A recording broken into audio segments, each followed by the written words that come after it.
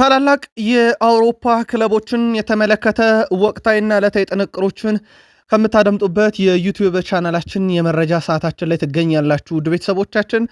ለዚህም ሰዓት በርከት ያሉ ስፖርታዊ ጥንቅሮችን ለእናንተ ውድ አድማጮቻችን በአውሮፓ ዙሪያ ይዘንላችሁ መተናል።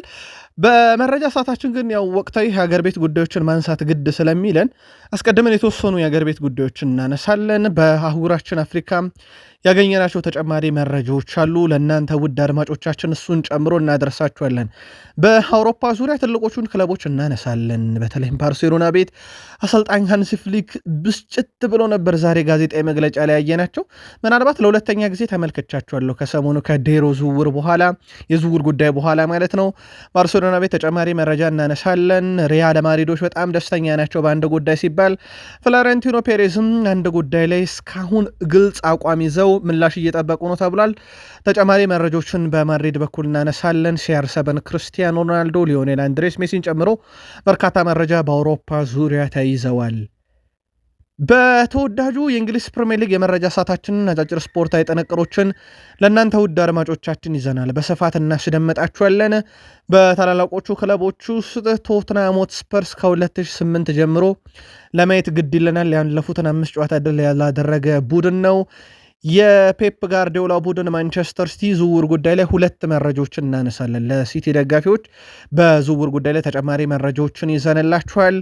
የሊቨርፑል ተጫዋችን በተመለከተ አሁንም ወድሶች አሁን ጥንካሬው ብዙ እየተነገረለት ነው። ሳላ 2 ሰዎች አቋም አላቸው በሳላ ጉዳይ ላይ እናነሳቸዋለን። ወደ ቤተሰቦቻችን በሊቨርፑል በኩል ተጨማሪ የቡድን ዜናዎችን ይዘናል። በመረጃ ሰዓታችን ላይ አብራችሁን ትቆያላችሁ።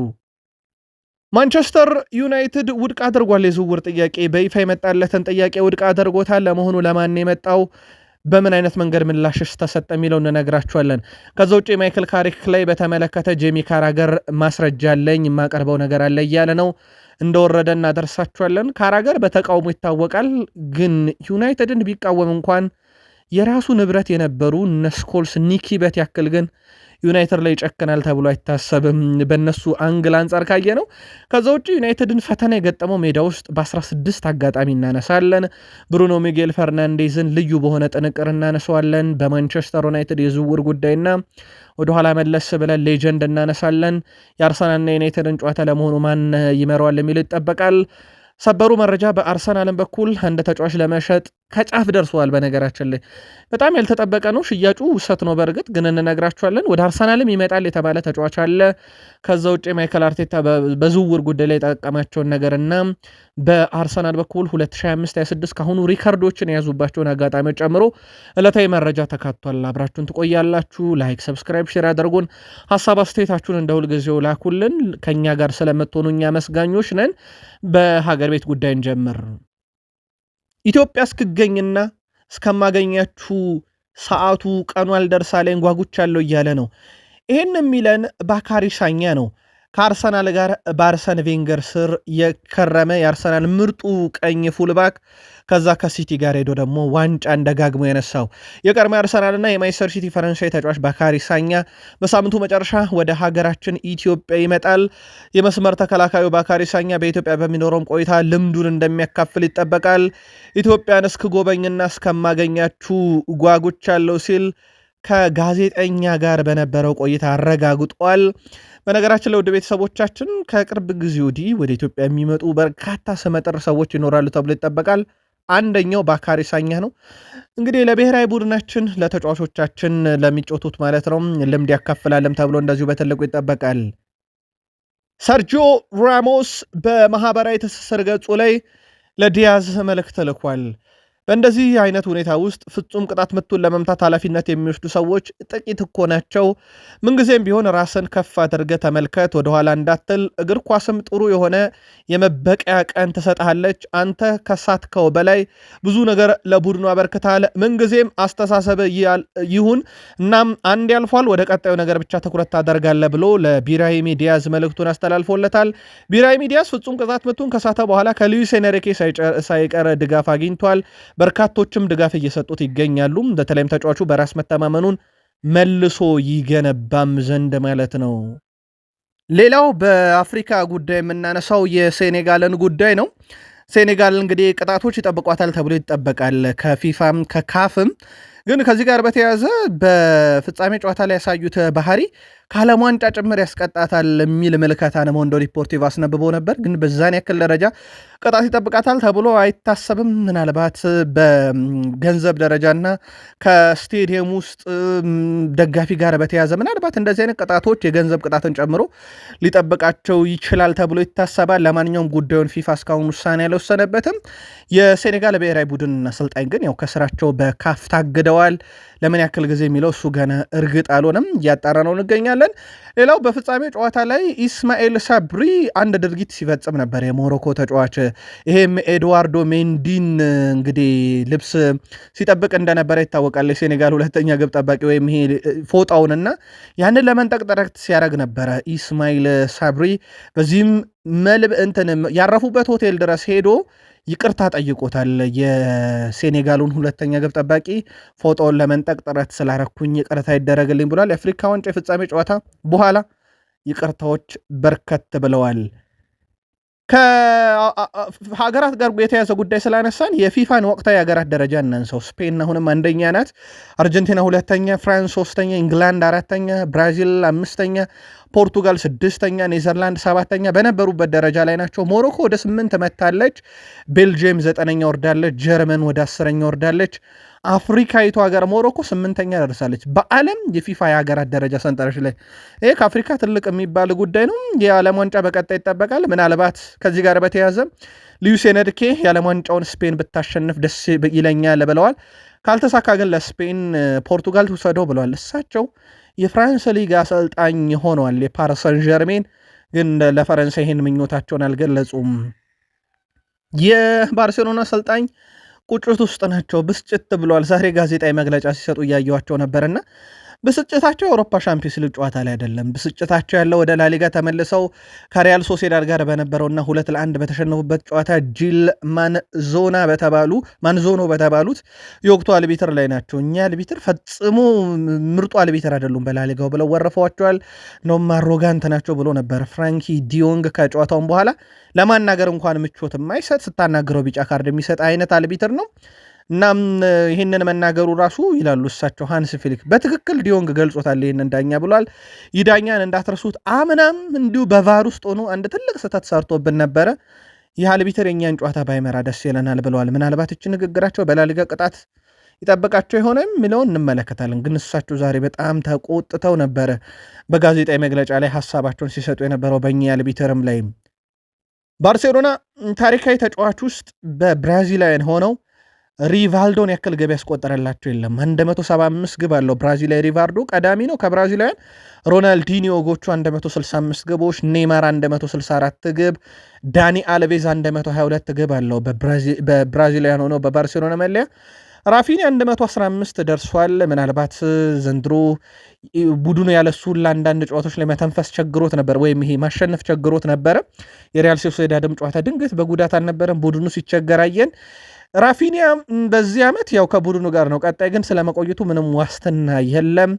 ሃንሲ ፍሊክ እስካሉ ግን ይቆያል ተብሎ ይታሰባል። ለሳቸው በጣም ተወዳጁና ምርጡ ተጫዋቻቸው ነው። ለማንኛውም 5ኛው ብራዚላዊ ነው በርካታ ግብን ለባርሴሎና ማስቆጠር የቻለ። ሪያል ማድሪድ ከሰሞኑ ደስተኛ ሆኗል በላሊጋ። ምክንያቱም ሪያል ሶሴዳድ ባርሴሎናን አሸንፎላቸው የነጥብ ልዩነቱን ወደ 1 ዝቅ አድርጓል። አትሌቲክም አሁን ባርሴሎና ቤት በራስ መተማመኑ ከፍ ብሏል ከዚች ውጤት በኋላ። ሌላው በባርሴሎና ቤት አሁንም ሪያል ማድሪዶች ቬኒሲየስ ጁኒየርን ውል ለማራዘም ኮንትራቱ ቀርቦ ነው ያለው። የቀረው ነገር እሱ መፈረም ብቻ ነው። ከዛ ውጭ ኮንትራቱ ተጽፎ ተቀምጧል። ፍሎሬንቲኖ ፔሬዝ እና ሪያል ማድሪድ አሁንም ዋነኛ ፍላጎታቸው ተጫዋቹን ማቆየት ነው ተብሏል። ግን ከሰሞኑ የተፈጠረው ነገር በተጫዋቹ ቆይታ ላይ ጥያቄ እንዲነሳ የሚያደርግ አድርጎታል። በተለይም ሰሞኑን ከፍተኛ የሆነ ሰጣ ገባ ውስጥ እንደገባ ይታወቃል። ከደጋፊዎች ጋር በርካታ ተቃውሞን አስተናግዷል። በሜዳ ላይ በሌቫንቴም ጨዋታ ላይ እንደውም ኬሊያን ምባፔ ጭምር ወጥተው እንዴት አንድ ተጫዋች ብቻ ትቃወማላችሁ እንደ ቡድን ተቃውሙን እስኪል ድረስ። ለማንኛውም ይህ ጉዳይ ውሳኔውን እንዲዘገይ ሌላ የሚያደርገው ተጨማሪ ምክንያት ሊሆን ይችላል። ፍሎሬንቲኖ ፔሬዝም ሪያል ማድሪድም እንደ ክለብም እንደ ፕሬዚዳንትም ያስቀመጡለትን ውል እስካሁን ያልፈረመው ቬኒሲየስ ጁኒየር በቀጣይስ ምን ሊያደርግ ይችላል የሚለው በትልቁ ይጠበቃል። ከሪያል ማድሪድ ጋር በተያያዘ አሌክሳንደር አርኖልድ፣ ካሪየርስ፣ ሚሊታው፣ ሜንዲ፣ ሩዲገር፣ ሮድሪጎ ጎኤሽ የሉም። በሳምንቱ መጨረሻ በሚደረግ የላሊጋ ጨዋታ ስለሚለው ጉዳይ የሕክምና ባለሙያዎችን የመጨረሻ ውሳኔ እንጠብቃለን ብለዋል አርቤሏ። እነኚህ ተጫዋቾች በሳምንቱ አጋማሽ አልነበሩም። ስለዚህ በላሊጋ የሳምንቱ መጨረሻ ጨዋታ እንጠብቃቸዋለን። ሪያል ማድሪድ ቤት ግን ስላለን አንድ ሰው እናንሳ። ኒኮ ፓዝ በጣም አስደናቂ ተጫዋች። ኮሞ ላዚዮን ሜዳው ድረስ ሄዶ 3-0 ሲያሸንፍ 2 ግቦችን በምሽቱ ጨዋታ ያስቆጠረላቸው ተጫዋች እንደማለት ነው። በጣም አስደናቂ ውድድር ዓመት እያሳለፈ ነው። 2 ግቦችን አስቆጥሯል። የኮሞ ከፍተኛ ግብ አስቆጣሪ፣ ከፍተኛ አሲስትም በሱ እጅ እንዳለ ይታወቃል። ይህ ተጫዋች ታዲያ አሁን በቀጣይ የውድድር ዓመት የሪያል ማድሪድ ንብረት ዳግም ተመልሶ ይሆናል ተብሎ ይታሰባል።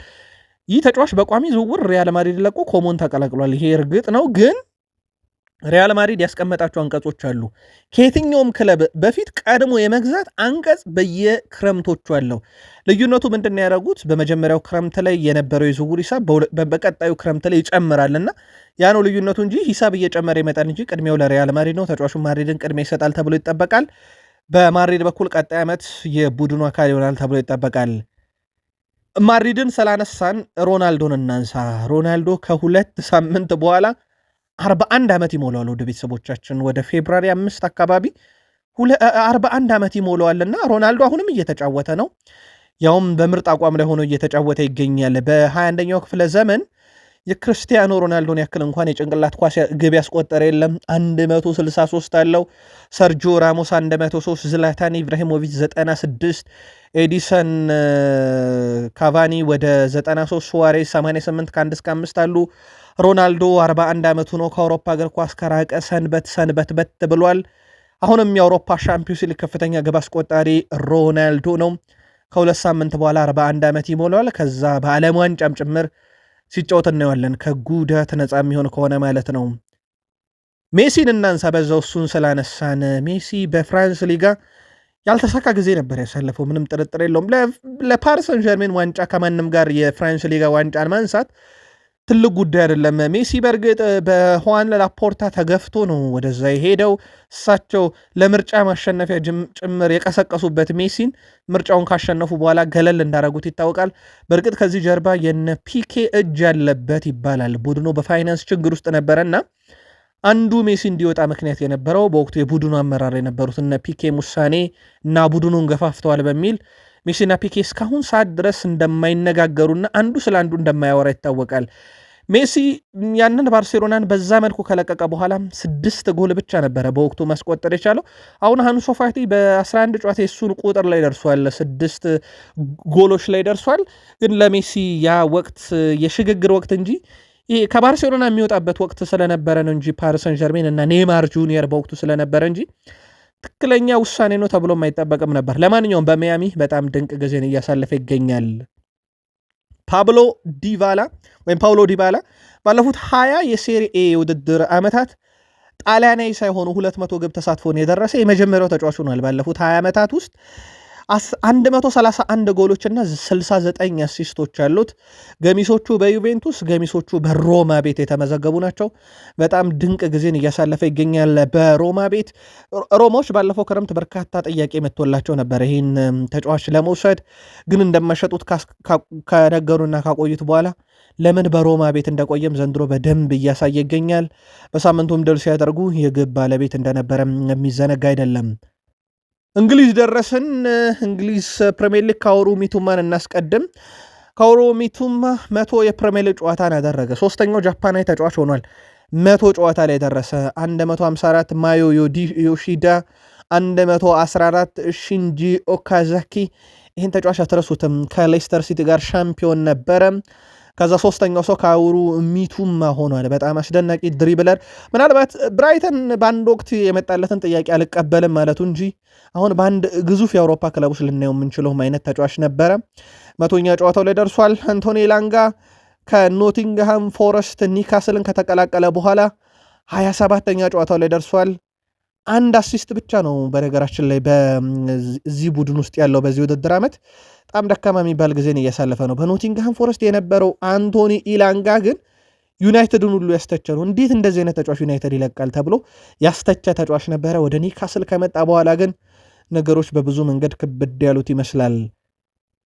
ከ2008 የውድድር ዘመን አንስቶ የአሰልጣኝ ቶማስ ፍራንክ በሊጉ በሜዳቸው ዝቅተኛውን የማሸነፍ ንጻሪ ያስመዘገቡ አሰልጣኝ ናቸው። ከ11 የሜዳ ጨዋታ 2 ድል ያላቸው ዘንድሮ እጅግ በጣም ደካማ ነው። ቶትናም በእንግሊዝ ፕሪሚየር ሊግ ባለፉት 5 ጨዋታ ምንም ድል የሚባል ነገር የለውም። የቶትናም ሆትስፐርስ መፍትሄ ግን የዘገየ ይመስላል።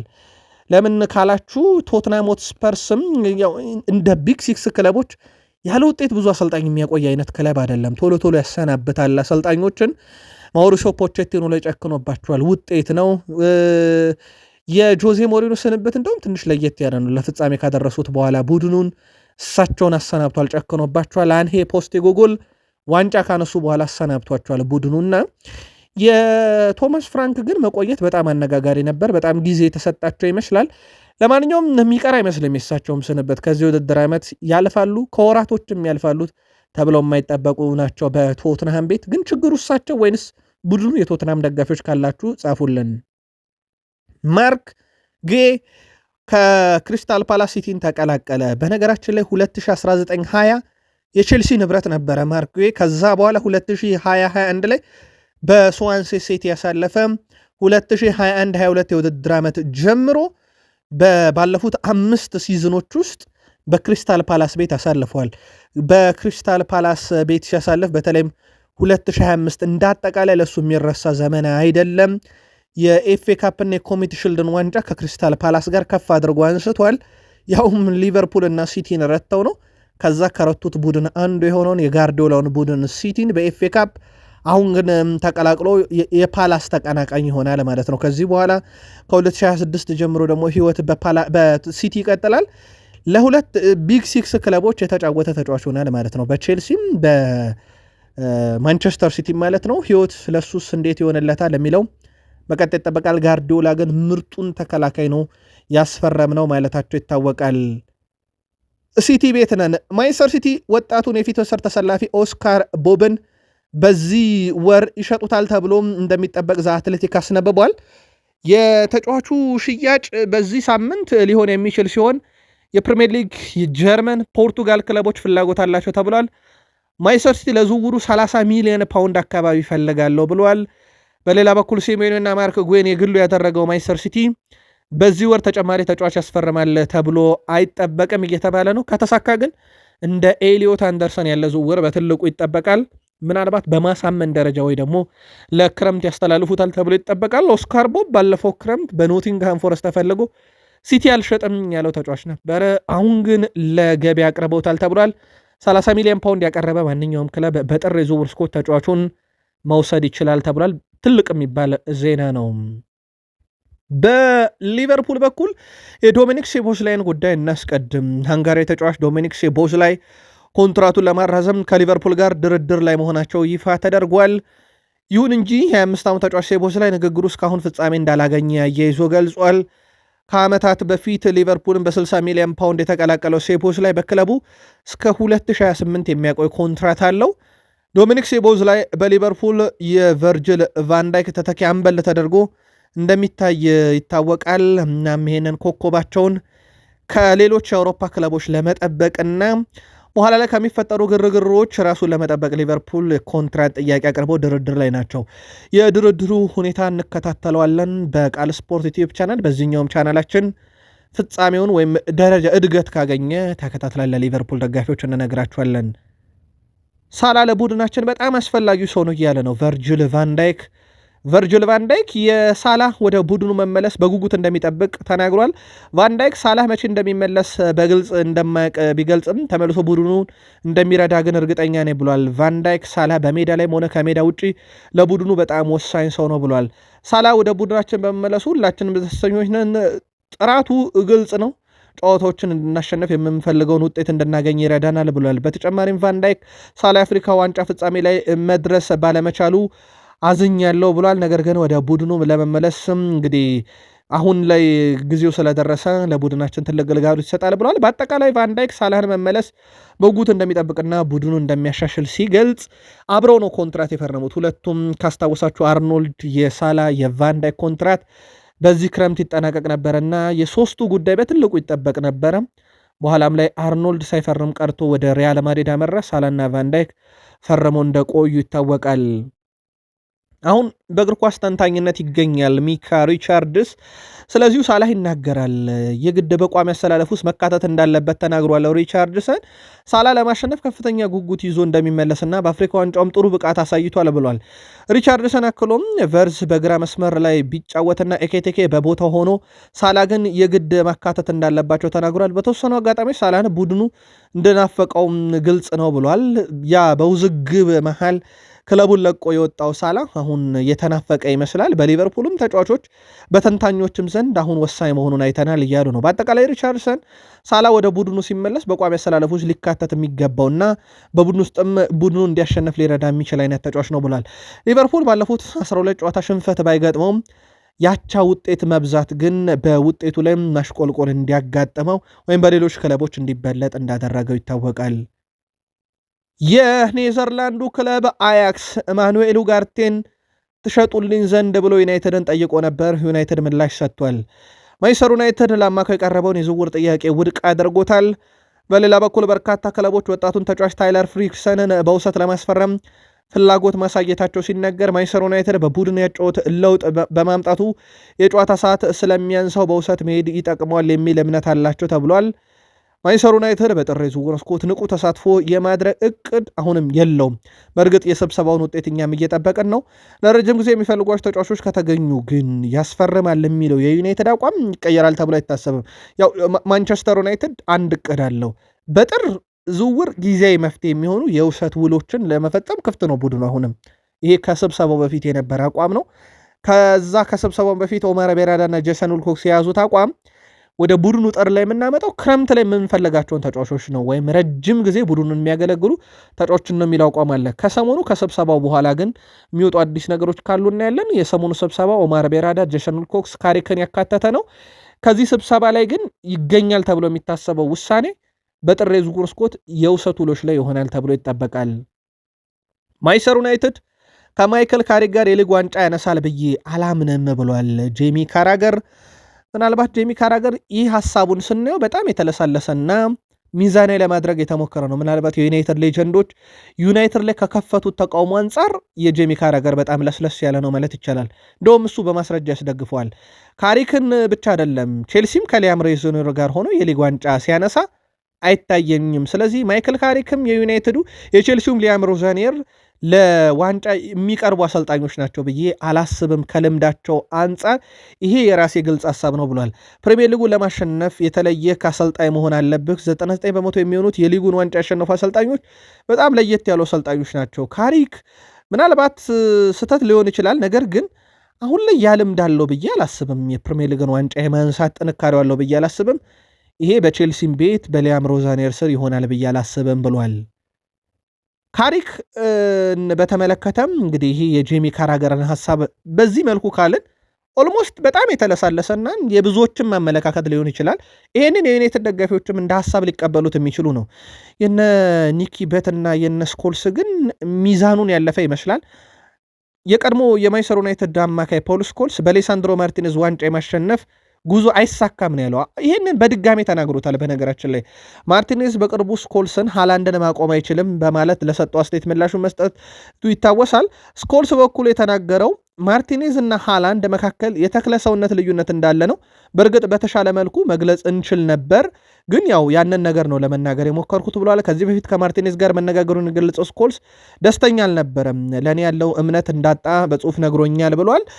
አክሎም ሐሳቤን አልቀየርኩም፣ ማርቲኔዝ የዚህ ዋንጫ ማሸነፍ የምትችል አይመስለኝም። በሲቲ ጨዋታ ጥሩ ነበር፣ ነገር ግን ሁሌ ጥሩ ይሆናል ማለት አይደለም ብሏል። ከአርሰናል ጋር ትልቅ ጨዋታ አለ፣ ስለዚህ ምን እንደሚፈጠር እናያለን ሲል ጨምሮ ተናግዟል። ለማርቲኔዝ ስልክ ቁጥር ልኬለታለሁ፣ ነገር ግን እሱ እስካሁን ምላሽ አልሰጠኝም ብሏል። በእርግጥ ዩናይትድ ይህንን ነገር እንዳገደ ይታወቃል። አይደለም ማርቲኔዝ ከስኮልስ ጋር እንዲገናኝ ማይክል ካሪክ በራሱ ከሮይ ኪን ጋር በስካይ ስፖርት ላይ ተገናኝተው ውይይት እንዳያደርጉ እንደከለከለ ይታወቃል። ማንቸስተር ዩናይትድ የዩናይትድ ይፈቅድለታል ተብሎ አይታሰብም ለሌሳንድሮ ማርቲኔዝ ይህንን እንዲያደርግ።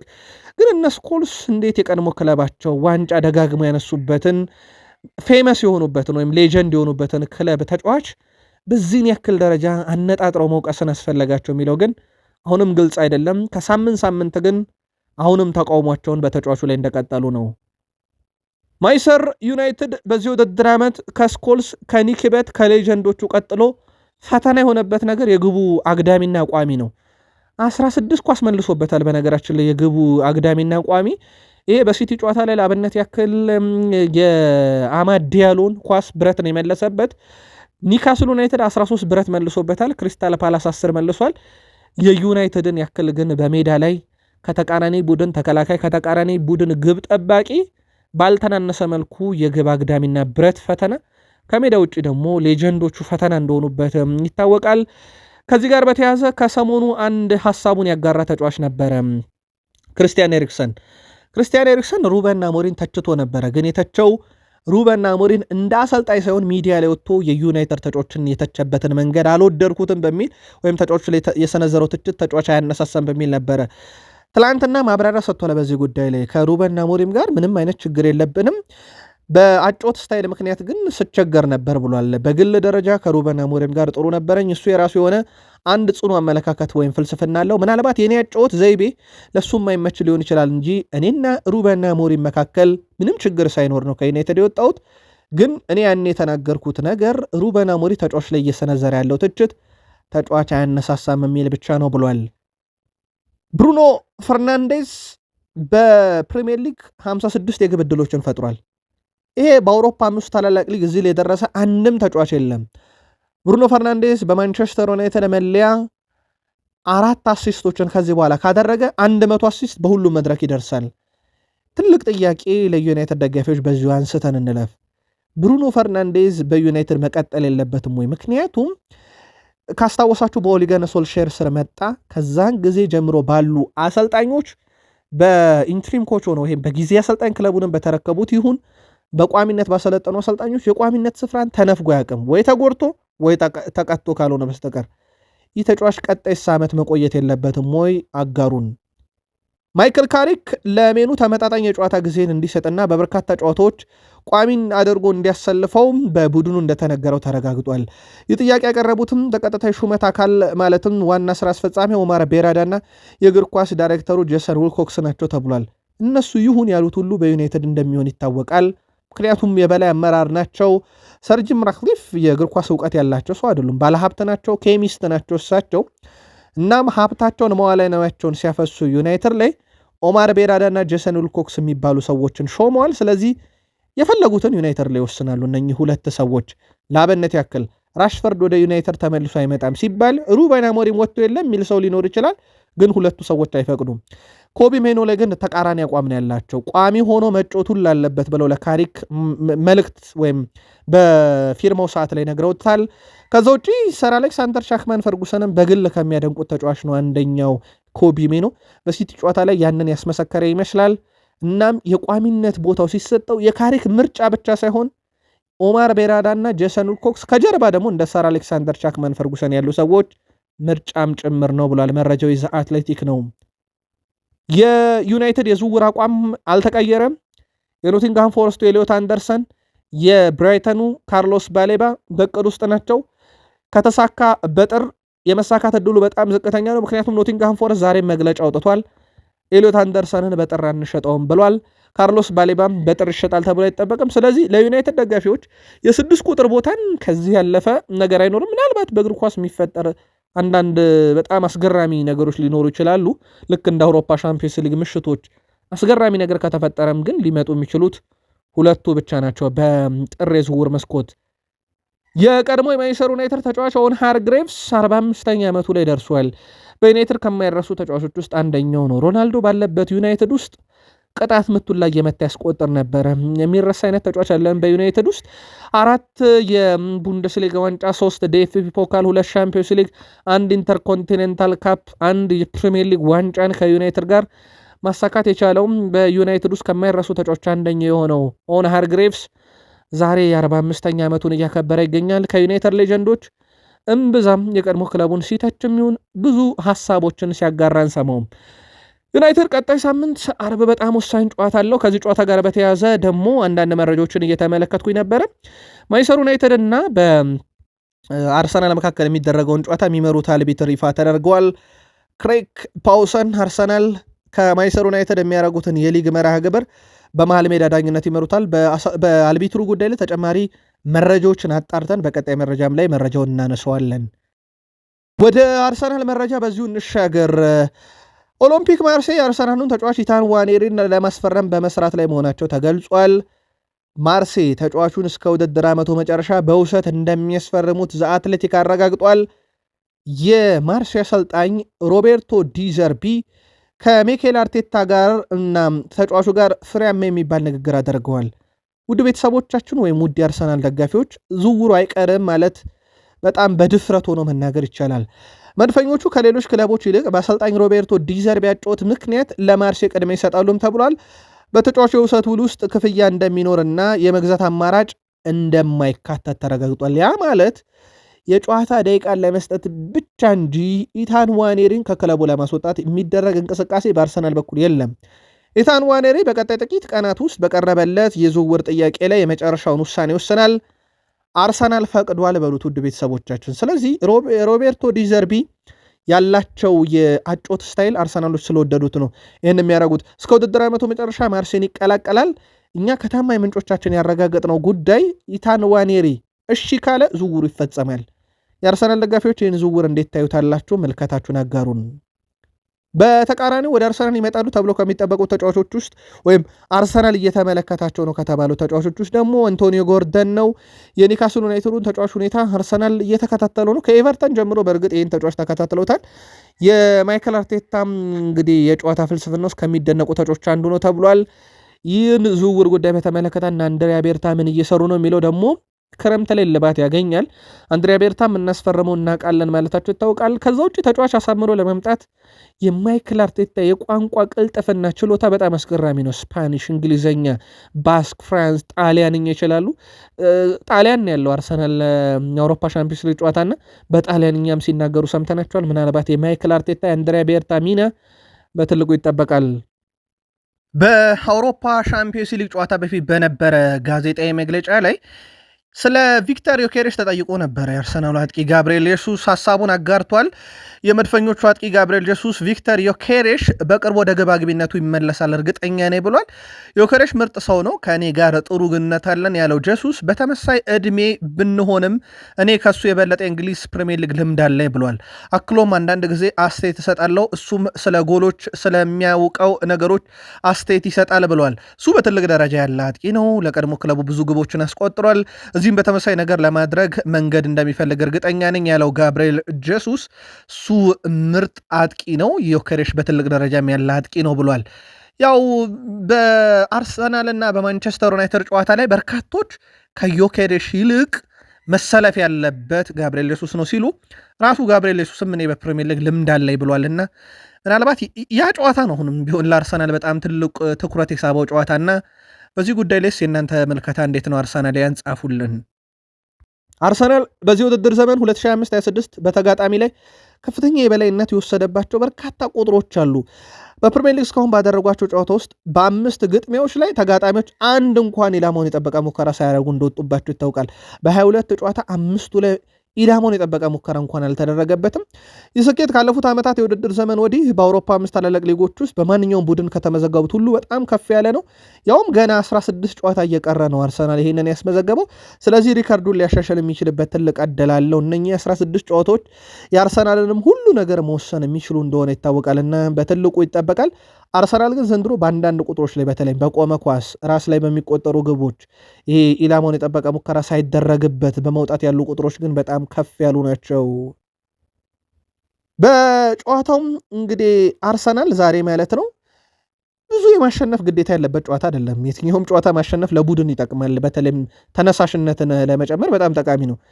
ግን አርሰናል የዛሬውን ጨዋታ የማሸነፍ 100% ግዴታ የለበትም። ቢሸነፍም ማቻም ቢወጣም የአርሰናል የሻምፒዮንስ ሊግ 8 ውስጥ ሆኖ ማጠናቀቅን ብዙ አደጋ ውስጥ ይከታል ተብሎ አይታሰብም። ውድ ቤተሰቦቻችን ለአርሰናል ደጋፊዎች ይሄን ጥያቄ ልናነሳ የወደድ ነው።